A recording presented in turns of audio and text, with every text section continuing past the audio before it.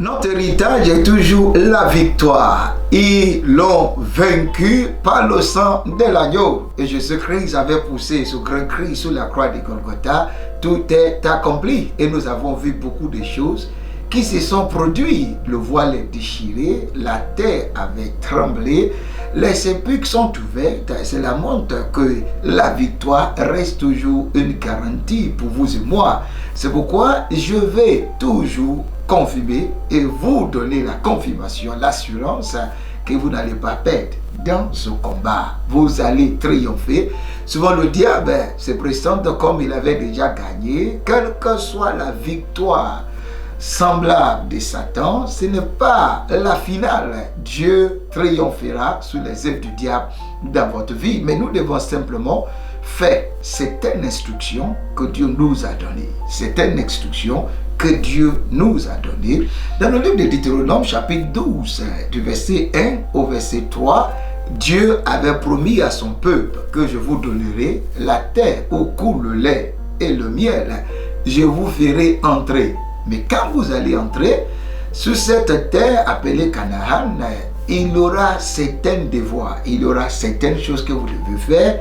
Et l'une de ces choses, selon verset 3 de Deutéronome chapitre 12, vous renverserez les autels, vous briserez les statues, vous brûlerez au feu les idoles, vous abattrez les images taillées de les dieux et vous ferez disparaître les noms de ces lieux. Alors, Dieu est capable de nous faire entrer, de nous montrer la terre où coule le lait et le miel.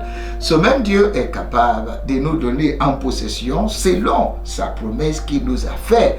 Mais il est de notre responsabilité de faire ce qu'il nous a dit. Et vous avez vu ce qui avait été énuméré. Vous devez d'abord renverser les autels. Vous devez briser les statues, vous devez brûler au feu les idoles, vous devez aussi abattre les images taillées de les dieux. C'est pourquoi nous, en tant que chrétiens, c'est vrai, Christ nous a sauvés sur la croix de Golgotha, mais Christ ne nous a pas sauvés juste pour que nous croissons les bras et nous voyons le diable continuer de nous tourmenter, continue de posséder nos vies, continue de nous priver d'entrer en possession de ce que Dieu nous avait déjà donné gratuitement. Il est de notre responsable de nous lever, renverser des autels, briser des idoles par la prière.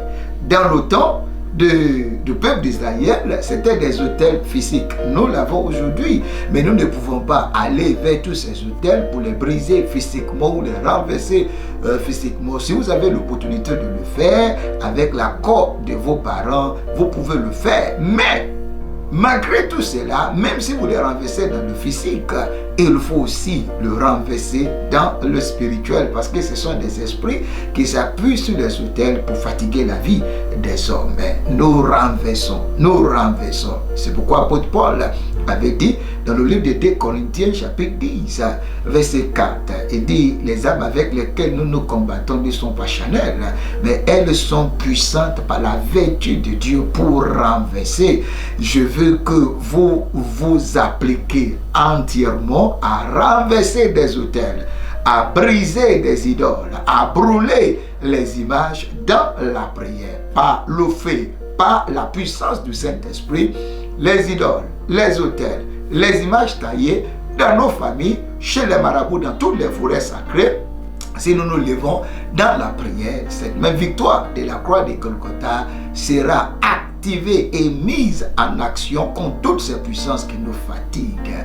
Au nom de Jésus-Christ, je prie que les autels qui fatiguent ta vie soient renversés par la puissance de celui qui a dit: tout est accompli sur la croix de Golgotha, et la terre fit trembler. Je déclare les autels de ta destinée renversés. Toute idole qui parle contre toi, je libère le feu et je déclare que toute image taillée contre toi soit consumée par le feu et que tu rentres en possession de tout ce qui t'a été promis. Que la paix du Seigneur soit avec toi et on se revoit certainement demain. Shalom.